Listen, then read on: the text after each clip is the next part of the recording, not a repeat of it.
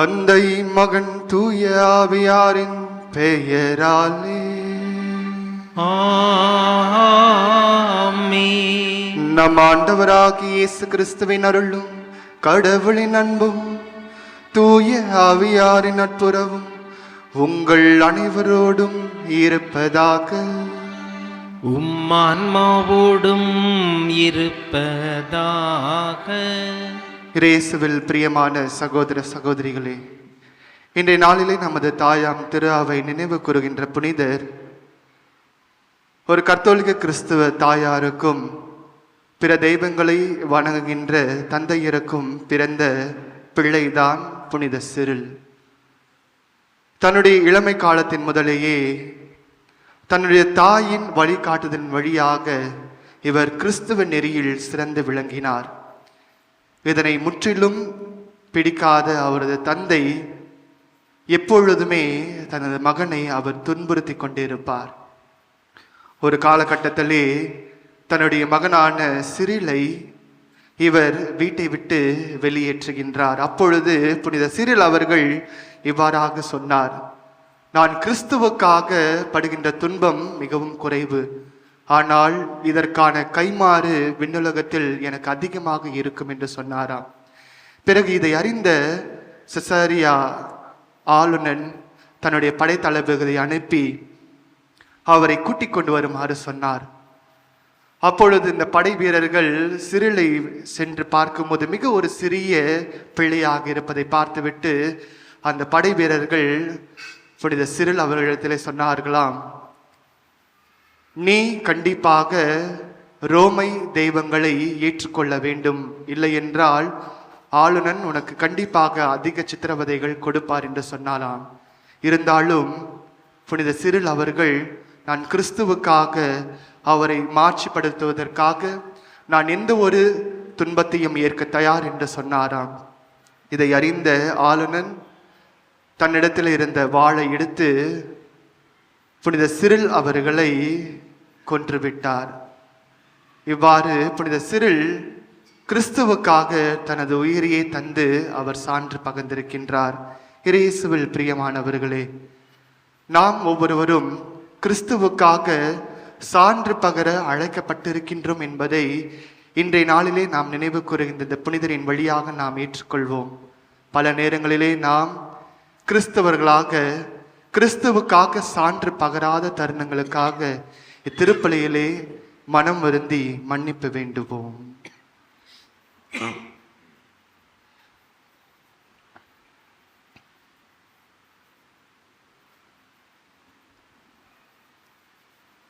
எல்லாம் உள்ள இறைவனிடமும் சகோதர சகோதரிகளே, உங்களிடமும் நான் பாவியனை ஏற்றுக்கொள்கிறேன். ஏனெனில் என் சிந்தனையாலும் சொல்லாலும் செயலாலும் கடமையில் தவறியதாலும் பாவங்கள் பல செய்தேன். என் பாவமே, என் பாவமே, என் பெரும் பாவமே. ஆகையால் எப்பொழுதும் கன்னியான புனித மரியாவையும் வானதூதர் புனிதர் அனைவரையும் சகோதர சகோதரிகளே உங்களையும் நம் இறைவனாகிய ஆண்டவரிடம் எனக்காக வேண்டிக் கொள்ள மன்றாடுகிறேன். எல்லாம் அல்ல இறைவன் நம்மீது இரக்கம் வைத்து நம் பாவங்களை மன்னித்து நம்மை நிலை வாழ்வுக்கு அழைத்து செல்வாராக. ஆமீன்.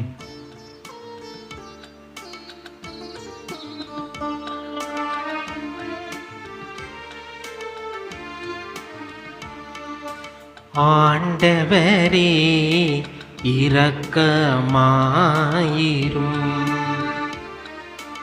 ஆண்டவரே இரக்கமாயிரும். கிறிஸ்துவே இரக்கமாயிரும். கிறிஸ்துவே இரக்கமாயிரும். ஆண்டவரே இரக்கமாயிரும். ஆண்டவரே இரக்கமாயிரும்.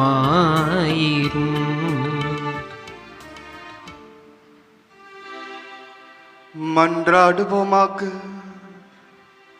ஆண்டவரே, இவ்வுலக நிகழ்வுகளை உமது அமைதியின் வழியில் நீர் நெறிப்படுத்த உம்மை வேண்டுகின்றோ. இவ்வாறு உமது திரு அவை அமைதியான இறைப்பற்றில் மகிழ்ந்திருக்க அருள்வீராக. எங்கள் ஆண்டவராகிய இயேசு கிறிஸ்து வழியாக உம்மை மன்றாடுகின்றோம். ஆமென். திருத்தூதர் பேதுரு எழுதிய முதல் திருமுகத்திலிருந்து வாசகம். அன்புக்குரியவர்களே, உங்கள் மூதாதையரிடமிருந்து வழி வழியாய் வந்த வீணான நடத்தை நின்று உங்களை விடுவிக்க கொடுக்கப்பட்ட விலை என்னவென்று உங்களுக்கு தெரியும். அது பொன்னும் வெள்ளியும் போன்று அழிவுக்குட்பட்டது அல்ல, மாறாக மாசு மறுவற்ற ஆட்டுக்குட்டியை போன்ற கிறிஸ்துவின் உயர் மதிப்புள்ள இரத்தமாகும். உலகம் தோன்றும் முன்னரே முன்குறிக்கப்பட்ட அவர் இந்த கடைசி காலத்தில் உங்களுக்காக வெளிப்படுத்தப்பட்டார். அவர் வழியாகத்தான் நீங்கள் கடவுள் மீது நம்பிக்கை கொண்டுள்ளீர்கள். இறந்த அவரை கடவுள் உயிர்த்தெழச் செய்து பெருமைப்படுத்தியுள்ளார். இதனால் நீங்கள் கடவுளிடம் நம்பிக்கை கொண்டு அவரை எதிர்நோக்கி இருக்கவே இவ்வாறு செய்தார். உண்மைக்கு கீழ்ப்படிந்து உங்கள் ஆன்மா தூய்மை அடைந்துள்ளதால் நீங்கள் வெளிவேடமற்ற முறையில் சகோதர அன்பு காட்ட முடியும். எனவே நீங்கள் தூய உள்ளத்தோடு ஒருவருக்கொருவர் ஆழ்ந்த அன்பு காட்டுங்கள். நீங்கள் அழியக்கூடிய வித்தினால் அல்ல, மாறாக உயிர் உள்ளதும் நிலைத்திருப்பதுமான அழியா வித்தாகிய கடவுளின் வார்த்தையால் புதுப்பிறப்பு அடைந்துள்ளீர்கள். ஏனெனில் மானிடர் அனைவரும் புல்லை போன்றவர். அவர்களது மேன்மை வயல்வெளி பூவை போன்றது. புல் உலர்ந்து போம், பூ வதங்கி விழும். நம் ஆண்டவரின் வார்த்தையோ என்றென்றும் நிலைத்திருக்கும். இவ்வார்த்தையே உங்களுக்கு அறிவிக்கப்பட்ட நற்செய்தி. ஆண்டவரின் அருள்வாக்கு. இறைவனுக்கு நன்றி. பதிலுரை பாடல் பல்லவி. எருசலேமே ஆண்டவரை போற்றுவாயாக. எருசலேமே ஆண்டவரை போற்றுவாயாக. எருசலேமே ஆண்டவரை போற்றுவாயாக. சீயோனே உன் கடவுளை புகழ்வாயாக. அவர் உன் வாயில்களின் தாள்களை வலுப்படுத்துகின்றார். உன்னிடமுள்ள உன் பிள்ளைக்கு ஆசி வழங்குகின்றார். பல்லவி. எருசலேமே ஆண்டவரை போற்றுவாயாக. அவர் உன் எல்லைப்புறங்களில் அமைதி நிலவு செய்கின்றார். உயர்தர கோதுமை வழங்கி உன்னை நிறைவடைய செய்கின்றார். அவர் தமது கட்டளையை உலகினுள் அனுப்புகின்றார். அவரது வாக்கு மிகவும் விரைவாய் செல்கின்றது. பல்லவி. எருசலேமே ஆண்டவரை போற்றுவாயாக.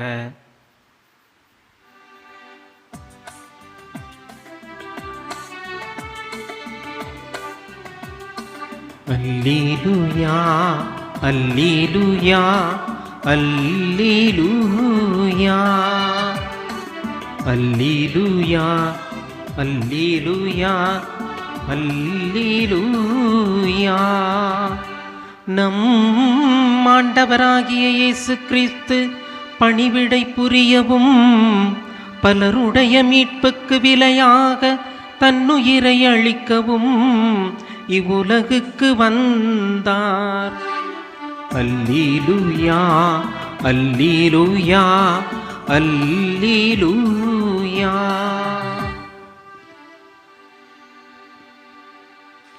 ஆண்டவர் உங்களோடு இருப்பாராக. உமான்மாவோடும் இருப்பாராக. புனித மார்க் எழுதிய தூய நற்செய்தியிலிருந்து வாசகம். ஆண்டவரே மாட்சி உமக்கே. அதிகாரம் 10, இறை வார்த்தைகள் 32 முதல் 45 முடிய. அக்காலத்தில் சீடர்கள் எருசலேமுக்கு போகும் வழியில் சென்று கொண்டிருந்தார்கள். இயேசு அவர்களுக்கு முன் போய்க் கொண்டிருந்தார். சீடர் திகைப்புற்றிருக்க அவரை பின்பற்றி ஏனையோர் அச்சம் கொண்டிருந்தனர்.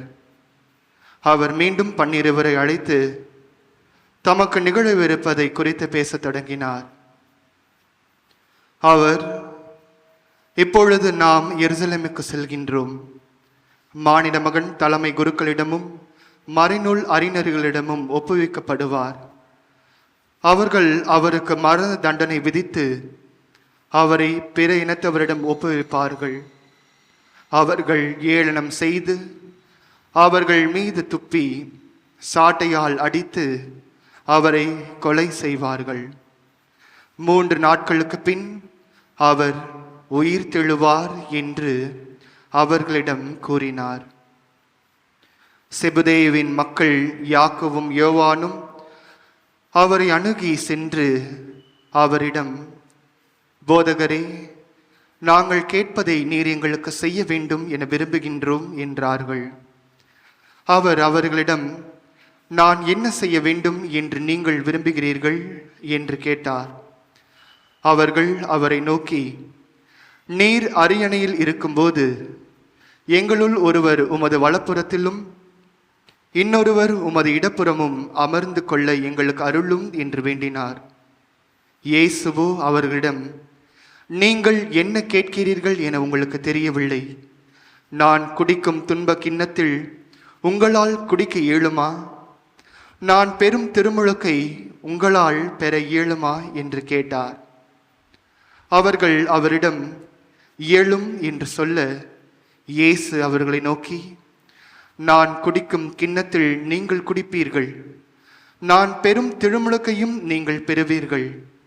ஆனால் என் வலப்புறத்திலும் இடப்புறத்திலும் அமரும்படி அருளுவது எனது செயல் அல்ல, மாறாக அவ்விடங்கள் யாருக்கு ஏற்பாடு செய்யப்பட்டுள்ளதோ அவர்களுக்கே அருளப்படும் என்று கூறினார். இதை கேட்டுக்கொண்டிருந்த 10 பேரும் யாக்கோபு மீதும் யோவான் மீதும் கோபம் கொள்ளத் தொடங்கினர்.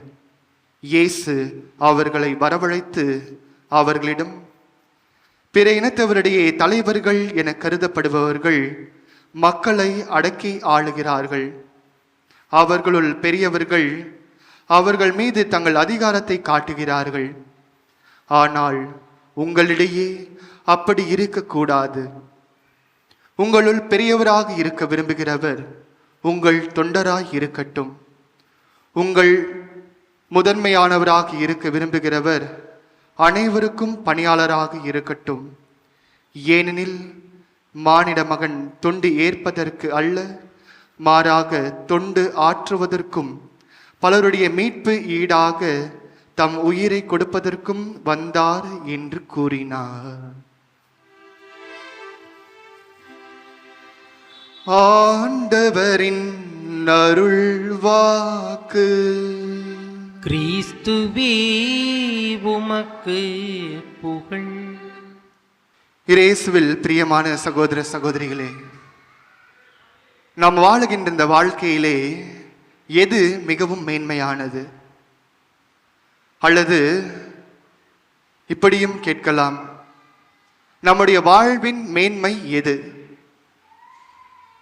ஒருவரை அதிகாரப்படுத்துவதா, அல்லது அடுத்தவருக்கு மற்றவர்களுக்கு பணிவிடை புரிகிறதா?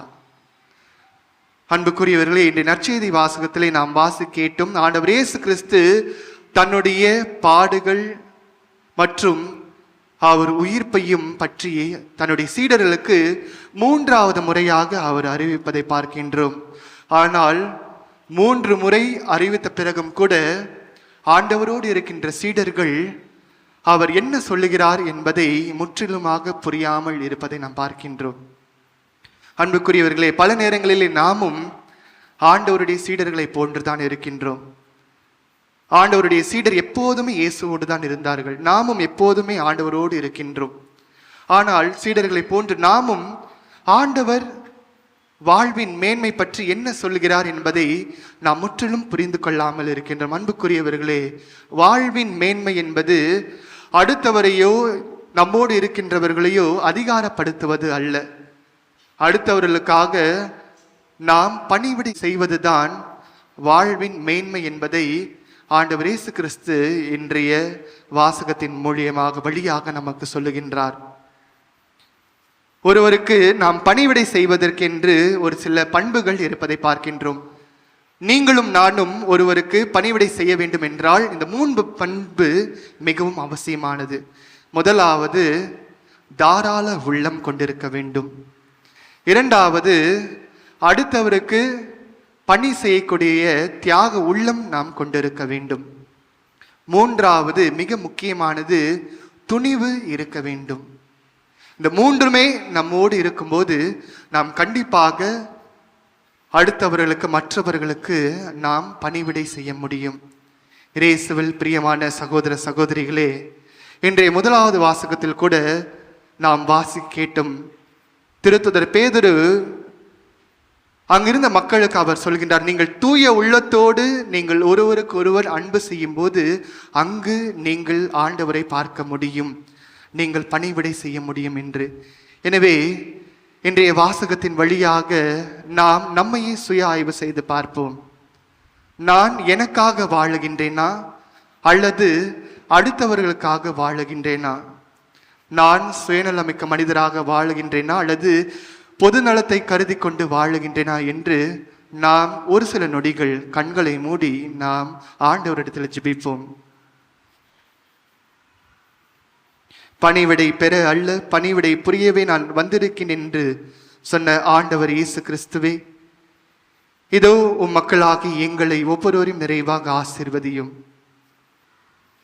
உம்மை போன்று நாங்களும் எங்களால் முடிந்தவற்றை நாங்கள் மற்றவர்களுக்கு பணிவிடை செய்து முதன்மையான மனிதராக வாழ்ந்திடவும், இதன் வழியாக இறை ஆட்சியை இம்மண்ணில் நாங்கள் புதுப்பிக்கவும் எங்களுக்கு வரம் தாரும்.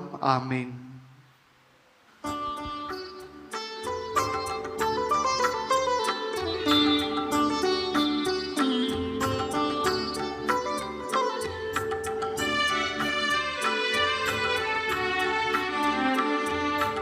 அடியோர் யாம் தரும் காணிக்கையே அன்பாயே பாயாண்டவரே, அடியோர் யாம் தரும் காணிக்கையே அன்பாயே பாய் ஆண்டவரே, பாவி என்றெம்மை பாராமல் பாவத்தின் தீர்வையை அடையாமல், பாவி என்றெம்மை பாராமல் பாவத்தின் தீர்வையை அடையாமல், பரிகாரம் என ஏற்றிடுவாய், பலியாயமை நீ மாற்றிடுவாய். அடியோர் யாம் தரும் காணிக்கையை அன்பாயே பாய் ஆண்டவரே.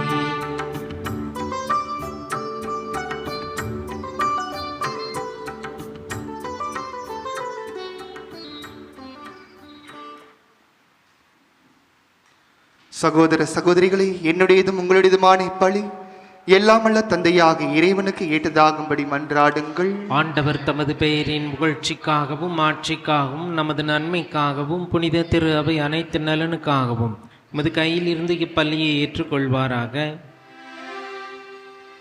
இறைவா, உமது பெயருக்காக நாங்கள் ஒப்புக் கொடுக்கும் இக்காணிக்கைகளை நீரே எங்களுக்கு அளித்துள்ளி, அதனால் இப்பலியிலிருந்து நாங்களும் பேறு பயன்களை அடைவதோடு முடிவில்லா கைமாற்றையும் பெற்றிட கனிவுடன் அருள்வீராக.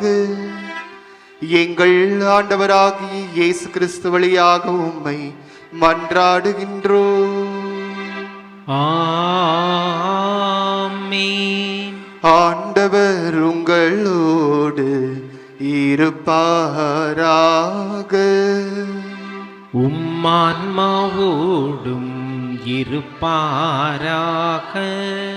இதயங்களை மேலே எழுப்புங்கள், ஆண்டவரிடம் எழுப்பியுள்ளோம். நம் இறைவனாகிய ஆண்டவருக்கு நன்றி கூறுவோம். அது தகுதியும் நீதியும் ஆனதே. ஆண்டவரே, தூயவரான தந்தையே, என்றுமுள்ள எல்லாமல்ல இறைவா, எங்கள் ஆண்டவராகிய கிறிஸ்து வழியாக என்னாலும் எவ்விடத்திலும் நாங்கள் உமக்கு நன்றி செலுத்துவது மெய்யாகவே தகுதியும் நீதியும் ஆகும், எங்கள் கடமையும் மீட்புக்குரிய செயலும் ஆகும். கிறிஸ்துவில் அனைத்தையும் புதுப்பிக்கவும் அவருடைய நிறைவில் நாங்கள் அனைவரும் பங்கு பெறவும் நீர் திருவிழம் ஆனீர். ஏனெனில் கடவுள் வடிவில் விளங்கிய அவர் தம்மையே வெறுமையாக்கி சிலுவையில் சிந்திய தமது இரத்தத்தால் யாவும் அமைதி பெற செய்தார். எனவே அவர் அனைத்துக்கும் மேலாக உயர்த்தப்பட்டு தமக்கு கீழ்ப்படிவோர் அனைவருக்கும் நிலையான மீட்பின் காரணரானார். ஆகவே வானதூதர் முதன்மை வானதூதரோடும் அரியணையில் அமர்வோர் தலைமை தாங்குவோரோடும் வான் படைகளின் அணிகள் அனைத்தோடும் சேர்ந்து நாங்கள் உமது மாட்சியை புகழ்ந்து பாடி முடிவின்றி சொல்வதாவது: தூயவர் தூயவர் தூயவர், வான் படைகளின் கடவுளாம் ஆண்டவர். விண்ணகமும் மண்ணகமும் உமது மாட்சியால் நிறைந்துள்ளன. உன்னதங்களிலே ஓசன்னா. ஆண்டவர் பெயரால் வருகிறவர் ஆசி பெற்றவர். உன்னதங்களிலே ஓசன்னா.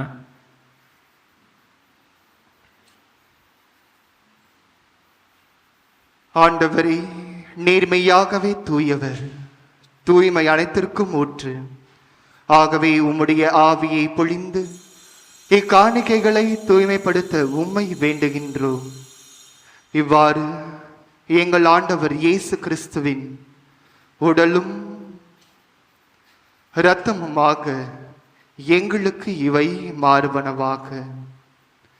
அவர் பாடுபட உளம் கனிந்து தம்மை கையளித்த போது அப்பத்தை எடுத்து நன்றி செலுத்தி அதை பிட்டு தம் சீடல் கழித்து அவர் கூறியதாவது: அனைவரும் இதிலிருந்து பெற்று உண்ணுங்கள், ஏனெனில் இது உங்களுக்காக கையளிக்கப்படும் என் உடல்.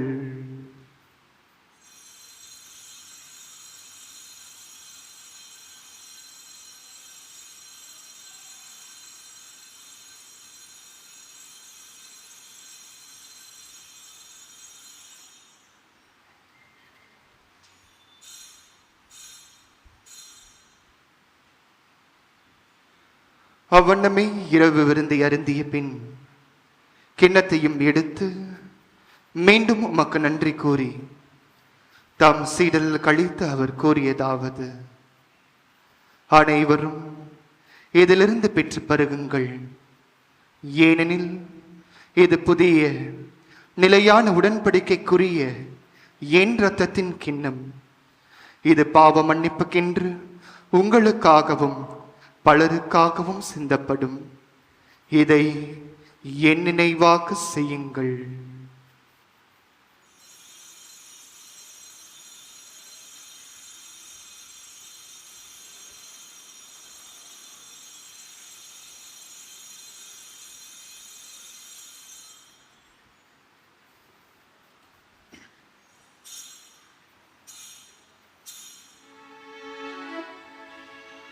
நம்பிக்கையின் மறை பொருள். ஆண்டவரே, நீர் வருமளவும் உமது இறப்பினை அறிக்கையிடுகின்றோம், உமது உயிர்ப்பினையும் எடுத்துரைக்கின்றோம். ஆகவே ஆண்டவரே, நாங்கள் கிறிஸ்துவின் இறப்பினையும் உயிர்ப்பினையும் நினைவு கூர்ந்து வாழ்வு தரும் அப்பத்தையும் மீட்பளிக்கும் கிண்ணத்தையும் உமக்கு ஒப்புக் கொடுக்கின்றோம். திருமுன் நின்று உமக்கு ஊழியம் புரிய தகுந்தவர்கள் எங்களை ஏற்றுக்கொண்டீர். எனவே உமக்கு நன்றி செலுத்துகின்றோம். மேலும் கிறிஸ்துவின் உடலிலும் இரத்தத்திலும் பங்கு கொள்ளும் எங்களை தூய ஆவியார் ஒன்று சேர்க்க வேண்டும் என உம்மை தாழ்மையுடன் மன்றாடுகின்றோம்.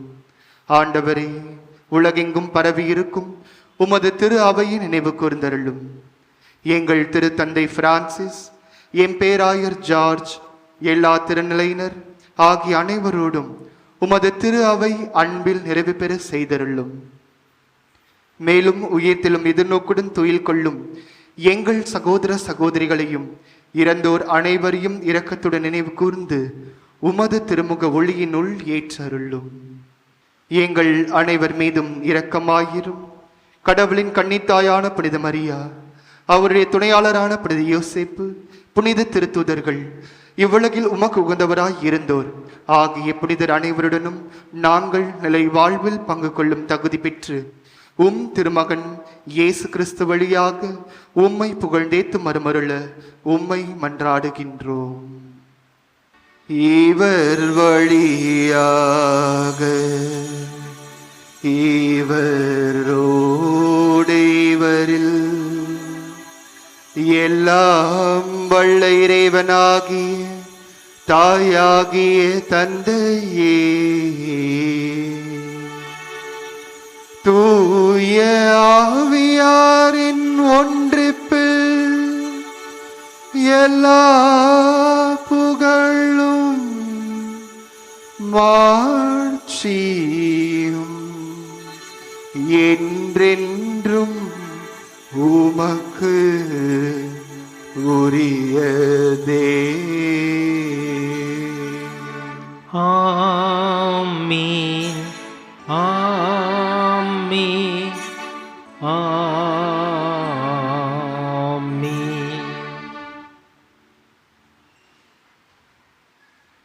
மீட்பரின் கட்டளையால் கற்பிக்கப்பட்டு இறை படிப்பினால் பயிற்சி பெற்ற நாம் அனைவரும் துணிந்து ஜெபிப்போம். விண்ணுலகில் இருக்கின்ற எங்கள் தந்தையே, உமது பெயர் தூயது என போற்றப் பெறுக. உமது ஆட்சி வருக. உமது திருவுளம் விண்ணுலகில் நிறைவேறுவது போல மண்ணுலகிலும் நிறைவேறுக. எங்கள் அன்றாட உணவை இன்று எங்களுக்கு தாரும். எங்களுக்கு எதிராக குற்றம் செய்தோரை நாங்கள் மன்னிப்பது போல எங்கள் குற்றங்களையும் மன்னியும். எங்களை சோதனைக்கு உட்படுத்தாதேயும், தீமையிலிருந்து எங்களை விடுவித்தருளும். ஆண்டவரே, தீமை அனைத்திலும் இருந்தும் எங்களை விடுவித்து எங்கள் வாழ்நாளில் அமைதியை கனிவுடன் அருளவுமை மன்றாடுகின்றோம். உமது இரக்கத்தின் உதவியால் நாங்கள் பாவத்திலிருந்து எப்போதும் விடுதலை பெற்று யாதொரு கலக்கமுமின்றி நலமாய் இருப்போமாக. நாங்கள் எதிர்நோக்கி இருக்கும் பேரின்பத்திற்காகவும் எம் மீட்பராகி இயேசு கிறிஸ்துவின் வருகைக்காகவும் காத்திருக்கின்றோம். ஏனெனில் ஆட்சியும் வல்லமையும் ஆட்சியும் என்றென்றும் உமதே.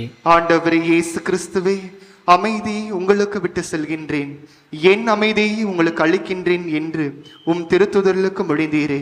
எங்கள் பாவங்களை பாராமல் உமது திரு அவையின் நம்பிக்கையை கண்ணோக்கி உமது திருவுளத்திற்கேற்ப அதற்கு அமைதியும் ஒற்றுமையும் அளித்தருள்வீராக. என்றென்றும் வாழ்ந்து ஆட்சி செய்கின்றவர் நீரே. ஆமென். ஆண்டவருடைய அமைதி உங்களோடு என்றும் இருப்பதாக, மான்மாவோடும் இருப்பதாக. ஒருவருக்கொருவர் கிறிஸ்து தரும் அமைதியை பகிர்ந்து கொள்வோம். உலகின் பாவங்களை போக்கும் இறைவனின் செம்மறியே, எங்கள் மேல் இரக்கமாயிரும். உலகின் பாவங்களை போக்கும் இறைவனின் செம்மறியே, எங்கள் மேல் இரக்கமாயிரும். உலகின் பாவங்களை போக்கும் இறைவனின் செம்மறியே, எங்களுக்கு அமைதியை அளித்தருளும்.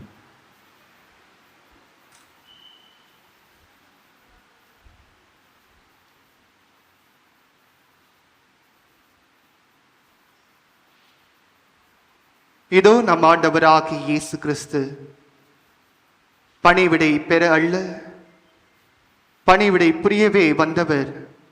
நம் ஒவ்வொருவரையும் இத்திருப்பலின் வழியாக பணிவிடை புரிய அழைக்கின்றார்.